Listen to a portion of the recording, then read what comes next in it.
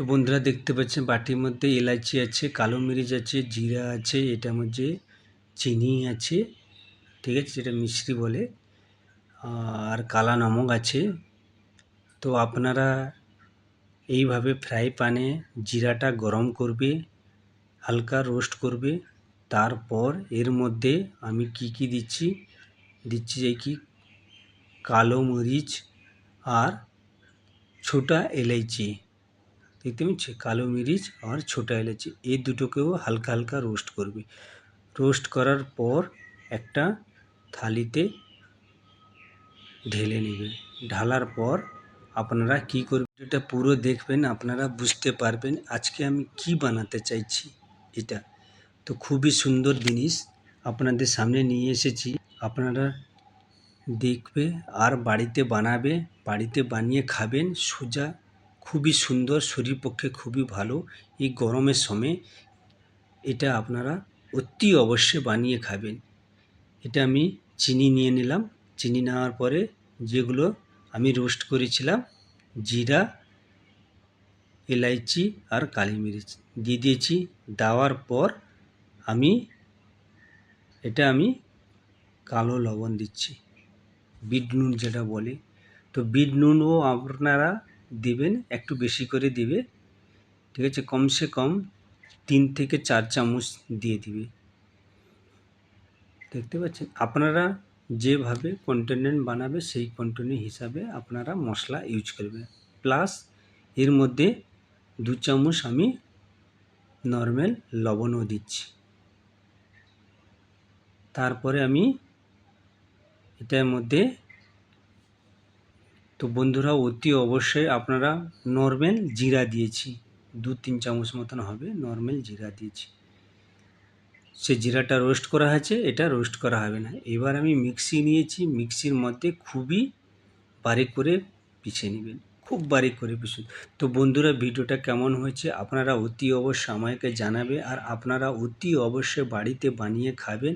এটা বানাতে চাইছি লেবু পানি এবং লেবু সোটা এবং লেবু যে স্প্রাইট হয় ওটাও আপনারা বানিয়ে খেতে পারবেন, যেটা বলে শিকেঞ্জি মশলা। আপনারা মার্কেট থেকে কিনবে, কিন্তু আপনাকে মার্কেট থেকে কিনতে কোনো দরকার নেই। আপনারা বাড়িতে শিকেঞ্জি মশলা বানাতে পারবেন আর লেবু পানি বানিয়ে খাবেন, দারুণ টেস্টি হবে। এ দেখতে পাচ্ছেন আমি প্রচুর বানাই আর খুবই টেস্টি হয়। এটা আমার নিজের হাতে বানানো মশলা, দেখতে পাচ্ছেন।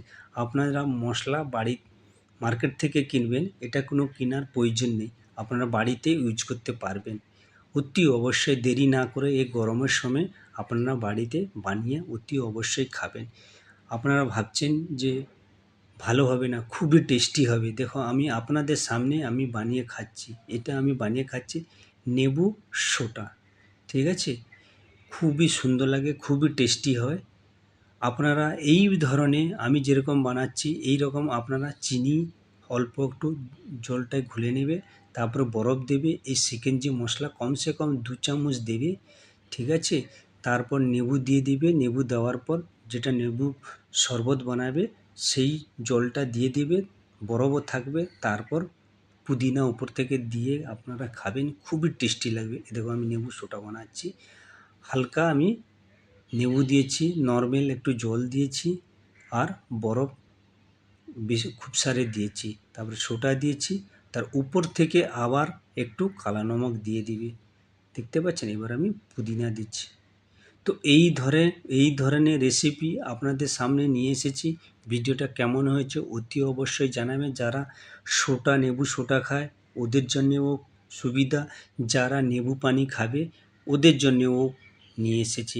তো একটা জিনিস মশলাটা পিষলে আপনারা 3টে আইটেম বানাতে পারবে, খুবই সুন্দর, খুবই টেস্টি। আপনারা শিকেঞ্জি মশলা মার্কেট থেকে কেনার কোনো প্রয়োজন নেই। আপনারা এই ভিডিওটা অতি অবশ্যই দেখবেন আর বাড়িতে বানিয়ে এই গরমের সময় আপনারা এনজয় করবেন, খাবেন, আর আমার কথা একটু মনে করবেন, দেখবে খুবই সুন্দর লাগবে। তো নেক্সট ভিডিও বন্ধুরা আপনাদের সামনে আরও ভালো ভিডিও নিয়ে আসবো। আজকে এই ভিডিওটা আমি নিয়ে এসেছি, অতি অবশ্যই আপনারা বাড়িতে বানিয়ে খাওয়ার চেষ্টা করবেন, ভুলবেন না এই গরমের সময়। Bye bye.